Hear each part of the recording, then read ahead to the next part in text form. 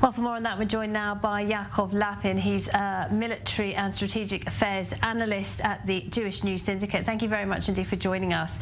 The latest deaths in a wave of terror that has now claimed the lives of 17 Israelis in the last few weeks, a far higher death toll than the war with Hamas last May, in fact. Has Israel been caught off guard?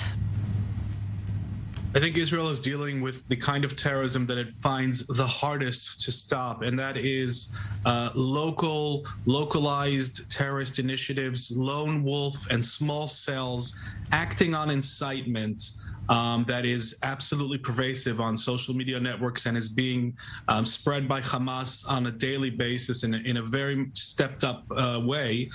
They're acting on this incitement and making up their own terror plans and acting on them. These kinds of small terror cells and lone individuals leave a very small intelligence trail behind. So the focus is both on preventative intelligence and beefing up that security barrier, the 430-kilometer barrier that separates much of the West Bank from Israel. That has many gaps and holes in it, and that has turned out to be a real problem in this current wave of terrorism. Right, and the suspected killers were in Israel illegally. They didn't have work permits. How many illegal workers come into Israel, and how much of a security risk is this?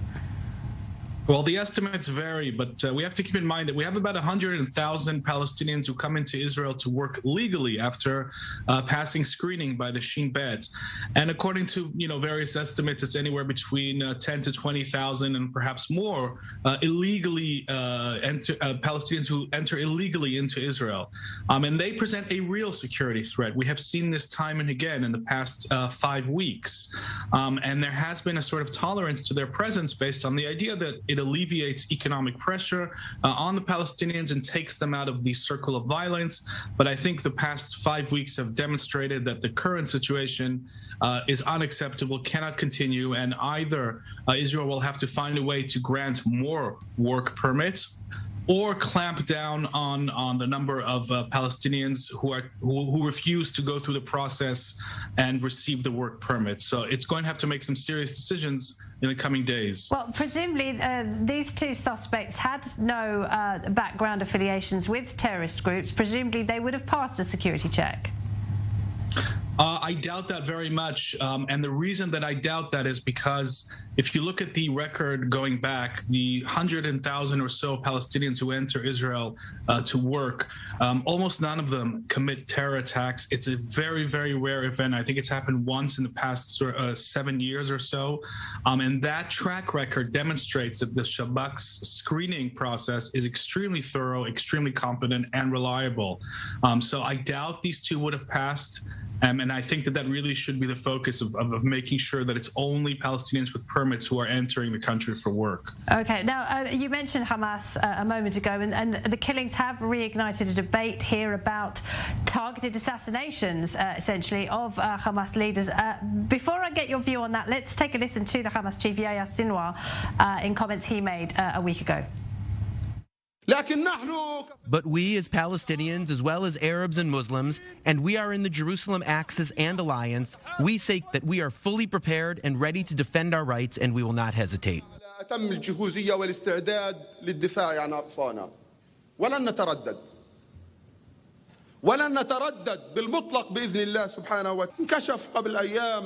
It was revealed a few days ago that we had prepared the first launch when it was necessary to defend Al-Aqsa. 111 missiles. That's the Gaza-based Hamas chief, Yahya Sinwar there. And Yaakov, some politicians here in Israel are now openly calling for him to be assassinated. Would that help? Would that alleviate terror? Well, I think we have to be clear that any move to assassinate Yahya Sinwar, the leader of Hamas in Gaza, will automatically trigger a war with Hamas, with the Palestinian Islamic Jihad in the Gaza Strip.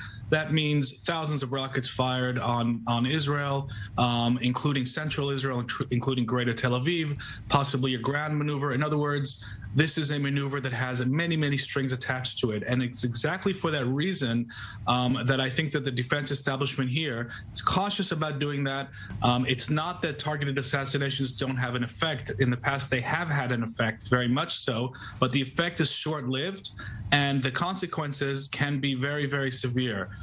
So I don't know whether this is being seriously debated in the cabinet or not, but I do know that any attempt to weigh up this option will, of course, come with warnings from the defense establishment that, yes, this kind of move would actually risk a war. And just for those who don't know, Sinwar is someone who had spent a lot of time in Israeli jails. He was released.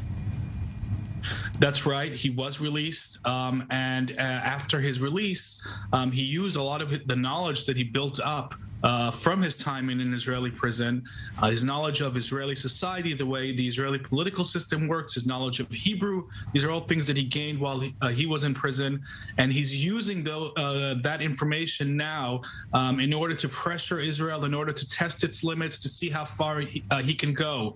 And he's presenting Israel with some very serious dilemmas in the way that he's inciting to terrorism in a very severe manner. But he's keeping the Gazan arena very, very quiet. There have been no rockets in recent days. The kites and the balloons that were setting fire to farms, those have all stopped. There have been no disturbances, and he's diverting all of this fire and all of this tension to the West Bank, to Jerusalem, where it's very convenient for him to do that.